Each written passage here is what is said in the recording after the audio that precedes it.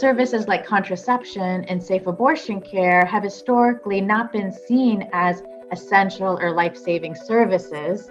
And that's what made them even more vulnerable to becoming deprioritized.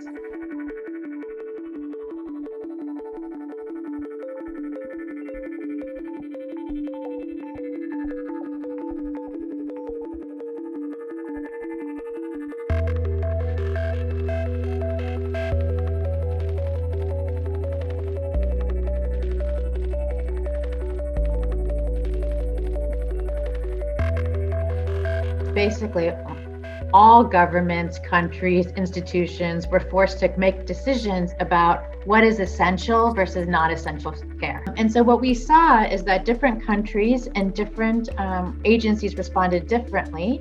But what the trend was that already to begin with, a lot of SRH services are not necessarily seen as essential or emergency.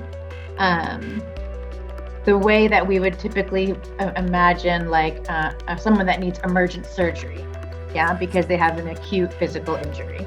And so what we saw was during the pandemic, a lot of resources got pulled away from a lot of routine services and care, and those resources got diverted to more direct coronavirus response activities, which in some ways you could think would be a logical response, right? We have a virus, we have a new emergency, we absolutely need to invest resources into addressing that.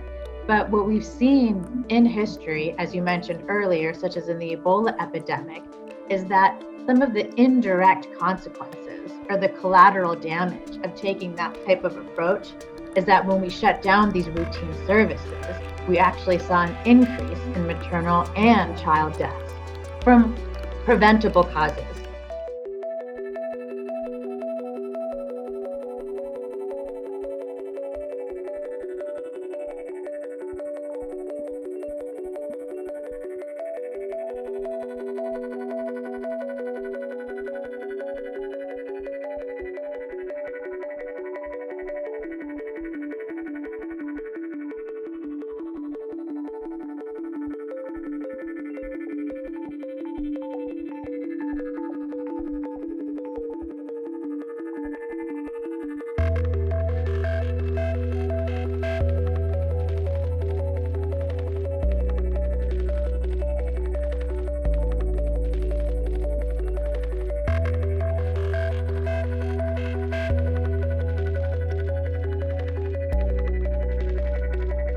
So there are certain things that we know we can do to prevent death and suffering. We know that treating malaria will prevent death and suffering. We know that treating malnutrition, a routine vaccination campaign.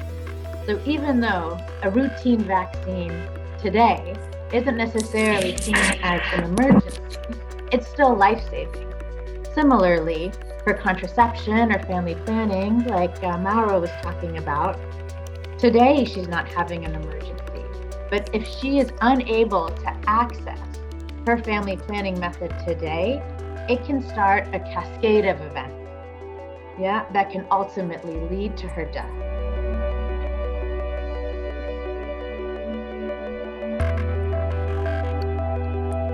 It's a women's right that we have earned through the last years, and it has been taken from us right now.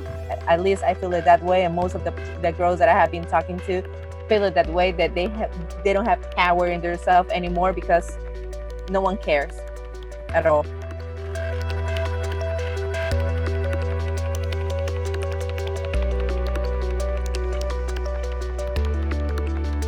If you're in a country where you can vote.